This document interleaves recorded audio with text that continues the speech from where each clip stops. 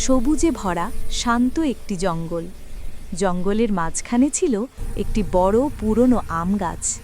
প্রতিদিন ভোরে এখানে একসাথে জড়ো হতো কয়েকজন বন্ধু, টুকটুকি পাখি, চকচকে দাঁতওয়ালা খরগোশ চিপি, ধীর স্থির কচ্ছপ কাচু আর একটু দুষ্টু শিয়াল টুলো।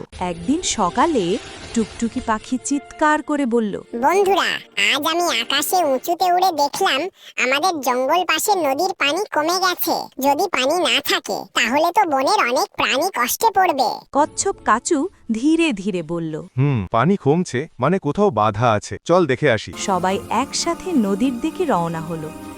গিয়ে দেখে নদীর মাঝে একটি বড় গাছ পড়ে গিয়ে পানি আটকে আছে। খরগোশ চিপি লাফিয়ে বলল, আমি তো ধাক্কা দিই, দেখি সরানো যায় কিনা, কিন্তু গাছ এত ভারী যে নড়লই না। শিয়াল টুলো চোখ টিপে বলল, আমার মাথায় একটা বুদ্ধি এসেছে, আমরা সবাই একসাথে কাজ করলে গাছটা সরানো সম্ভব। হাতি মামা টুকটুকি পাখি ডাকতে গেল বড় হাতিকে, কচ্ছপ কাচু ডাকলো মহিষ ভাইকে, চিপি ডাকলো আরও কয়েকজন খরগোশকে, টুলো ডাকলো বানরদের।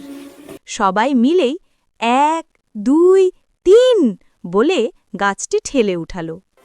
হাতি মামার শক্তি, বানরদের চপলতা, খরগোশদের গতি, কচ্ছপের ধৈর্য আর টুকটুকির বুদ্ধি সব মিলিয়ে গাছটি সরিয়ে ফেলা হলো।